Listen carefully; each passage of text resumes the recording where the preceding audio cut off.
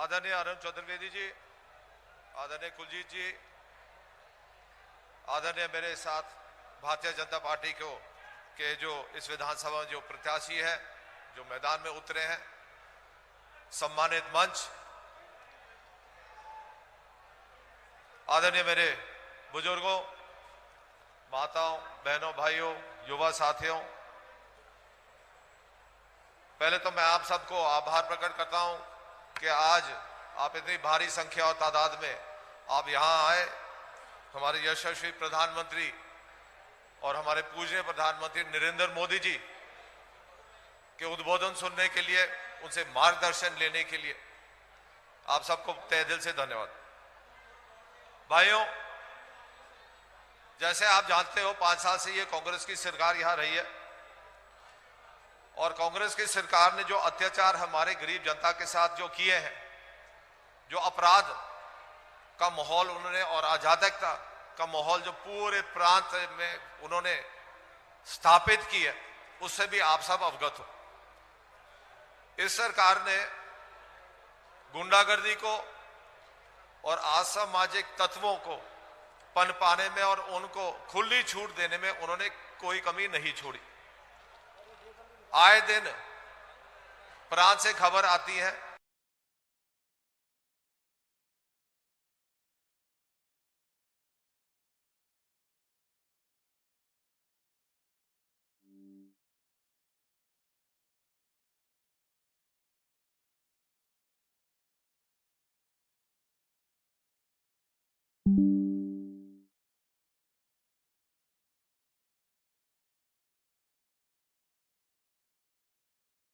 मिला है, वो इस कारण से मिला है और हम इसलिए लड़ रहे हैं कि हम इन लोगों को अगले 25 तारीख को मतदान जब होगा और 23 तारीख और 3 तारीख को जब गिनती होगी तो भारी बहुमत से हम इनको पराजित करेंगे।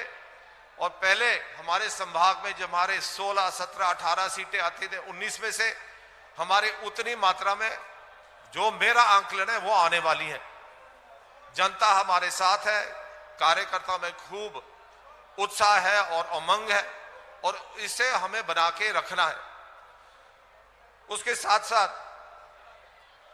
मैं ये भी आपसे कहना चाह रहा हूं कि पहले तो मैं धन्यवाद देता हूं आदरणीय प्रधानमंत्री जी को उन्होंने अपना अमूल्य समय निकाला है हमारे लिए, यहां हमें उत्साहवर्धन देने के लिए। बड़ा व्यस्त कार्यक्रम है, उसके बावजूद ये हमारे बीच में आ रहे हैं। इनकी उपलब्धियां अनगिनत है हमारे प्रधानमंत्री जी की और हमारी सरकार की। एक ऐसा समय होता था जब हमारे विदेश जब जाते थे तो एयरपोर्ट पर सिक्योरिटी वाले भारतीय पासपोर्ट को देखकर माथे पर सरवट ले आते थे और आज मोदी जी की स्वतंत्र विदेश नीति का परिणाम है कि उसी भारतीय पासपोर्ट को अंतर्राष्ट्रीय एयरपोर्ट पर सिक्योरिटी की सलाम मिलती है। यह हमारे लिए बहुत गौरव की बात है, बहुत गौरव की बात है। हम सभी जानते हैं कि नेहरू जी के कारण कश्मीर समस्या अखंड भारत के लिए नासूर थी। वहां धारा 370 के कारण अलग कानून व झंडा था, यह हम सब जानते हैं, जिसके कारण वहां के लोग अपने आप को भारत का हिस्सा ही नहीं मानते थे। आज मोदी जी ने कश्मीर से धारा 370 हटाकर अखंड भारत व एक भारत का सपना का पहला कदम लिया है। मैं पहला कदम इसलिए मैं कह रहा हूं कि अभी जो ये कहते हैं आजाद कश्मीर, ये पाकिस्तानी, और ये जो कहते हैं पाक ऑक्यूपाइड कश्मीर, अब हमारा कब्जा वहां भी होना जा रहा है। वहां की जनता भी चाहती है कि वो हिंदुस्तान और भारत का एक भाग बने और समय आएगा इस चुनाव के बाद, 2024 चुनाव के बाद, कि कश्मीर पूरा एक होगा दोबारा। यह है भारतीय जनता पार्टी का सपना, हमारा सपना और मोदी जी का सपना, और वो साकार होने जा रहा है। यह भी बहुत बड़ी बात है हमारे लिए।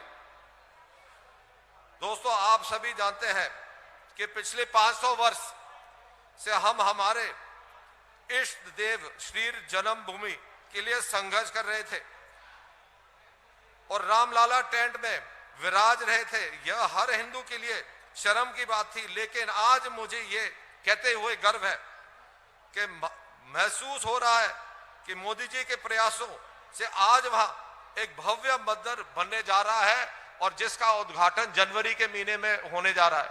500 साल बाद हमारा मंदिर वहां खड़ा हो रहा है और जिस काम को 70 साल से कांग्रेस पार्टी ने रोक कर रखा अपनी तुष्टीकरण की राजनीति के पीछे। दोस्तों, पिछले 10 वर्षों में मोदी जी के नेतृत्व में भारत का चौमुखी विकास हुआ है और हर वर्ग और हर व्यक्ति को विकास हुआ है। अनगिनत जन कल्याणकारी योजनाएं को उन्होंने लागू किए हैं, पर दुख की बात और शर्म की बात है कि गहलोत साहब के सरकार ने इन योजनाओं को यहां हमारे राजस्थान में लागू नहीं होने दिए। अब जब हमारी सरकार जयपुर में बैठेगी, डबल इंजन की सरकार हमारी होगी और ये सारी योजनाओं का लाभ हमारे जनता को मिलेगा।